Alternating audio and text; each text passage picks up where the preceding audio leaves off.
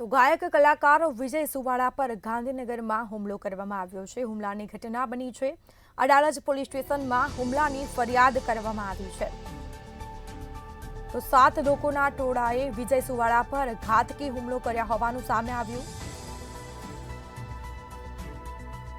તો 7 લોકોના ટોળાએ હુમલો કર્યા હોવાનું સામે આવ્યું છે। કાર્યક્રમ પૂર્ણ કરીને ઘરે પરત ફરતા સમયે હુમલો કરવામાં આવ્યો હતો।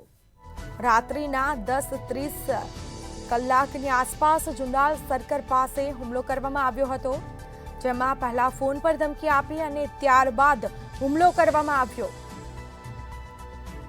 તો નંબર પ્લેટ વગરની કારમાં આવેલા શખ્સોએ હુમલો કર્યાનો આરોપ લગાવવામાં આવ્યો છે। પ્રોગ્રામ કરવા મામલે હુમલાનો પ્રયાસ કર્યો હોવાની ચર્ચાઓ જોવા મળી।